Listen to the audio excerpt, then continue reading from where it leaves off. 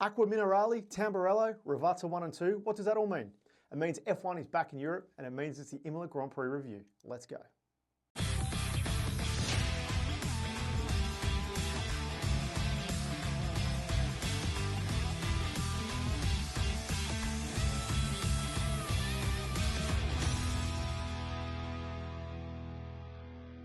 Hello everyone, Richie from C&K Motorsport here, and yes, the F1 circus is back in Europe. And why is that so exciting? Because corner names are back. It's out with creative and historical names such as Turn 1, Turn 4, Turn 8, and in with Variante Alti, La Rascasse and Saint-Avold. The first of a triple header which includes the duel in the F1 Crown Monaco and the Circuit de Catalunya in Barcelona, Imola brings the trucks back to the paddock for the first time this year, and for the first of 2 weekends this season where the stands are awash with Tifosi red. So in the 2-week break between races, you'd imagine the drivers have been resting up and taking things easy in what is a long and hectic 2025 schedule, right? Well, in the case of Max Verstappen, you'd be wrong. Wrong. That is. Max, or should we say Franz Hermann, as the name suggested on the car, completed a shakedown test at the Nürburgring in the days leading up to the Imola race. And if reports are to be believed, he went pretty well. Well enough to break the lap record for a GT3 if the stories coming out of the Nordschleife are to be true. So what has this got to do with round 7 of the F1 World Championship? Well, a lot, and we're going to get into that right now.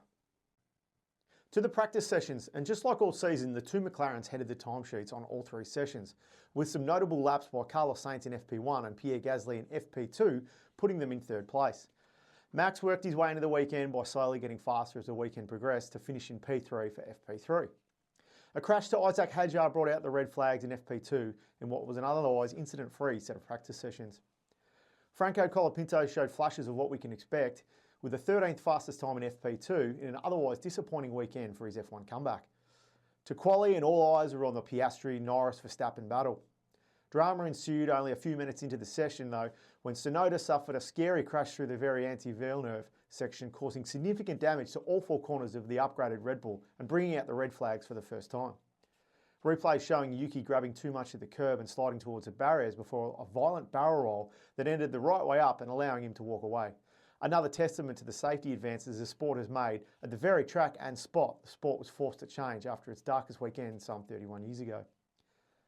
Following a delay to repair the barriers, Franco Colapinto would go off at Tamburello and into the tyres, coincidentally the other corner that was changed after that fateful weekend in 1994. Q2 would end badly if you're Italian or driving an Italian car, with Leclerc, Hamilton and Antonelli all knocked out, finishing in 11th, 12th and 13th respectively.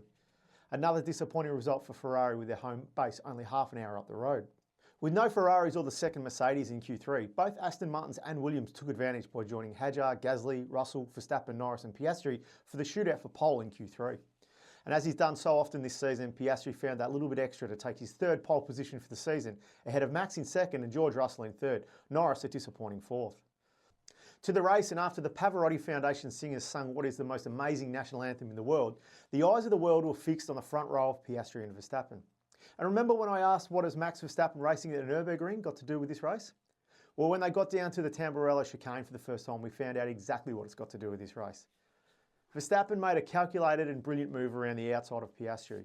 And yes, while the championship leader was being overly cautious, Max showed why he's the best in the world right now by swinging around the outside and taking the lead. A lead he wouldn't let go of for the entirety of the race. While Max pushed ahead out front, the question of whether a 1 or 2 stop strategy would come into play was answered around lap 14, with Leclerc and Piastri leading a flurry of pit lane activity. Undeterred by this, Verstappen and Norris stayed out until a virtual safety car came out to help recover the stricken Haas of Ollie Behrman, pitting without losing too much time. Another safety car, this time a physical one, would come out on lap 48, would allow Verstappen and Norris to pit again without losing time and keep Verstappen in the lead, while Lando dropped back to 4th. Piastri and Leclerc opting not to go in would lead to them losing grip and positions in the final laps to their teammates. The restart was executed flawlessly by Verstappen, who went on to clinch a 4th consecutive win at Imola in Red Bull's 400th Grand Prix start, while 6 seconds behind him Norris had overtaken Piastri for P2, with the Australian then doing enough to hold off Lewis Hamilton behind him in 4th, following a solid recovery drive for Ferrari after their qualifying woes. Alex Albon would come home in 5th after a clumsy attempt at overtaking the chosen one Leclerc would see him redressed to hand the place back to Albon, totally undeserved in my opinion.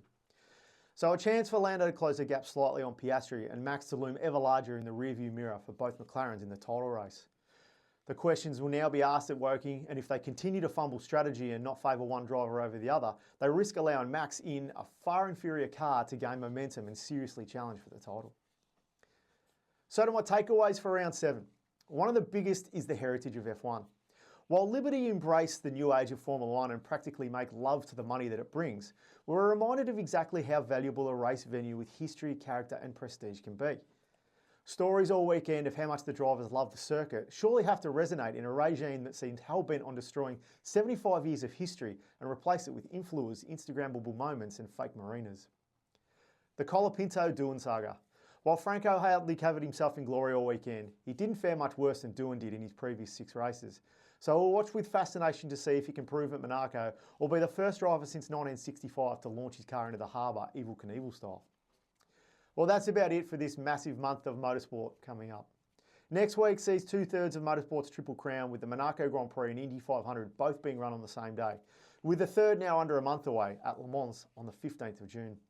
An event will be live at all week, so stay tuned as we build up to one of the greatest races in the world live from the track.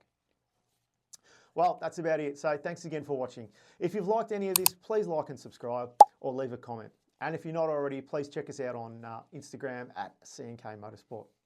Until next week in the Monaco Grand Prix, it's ciao.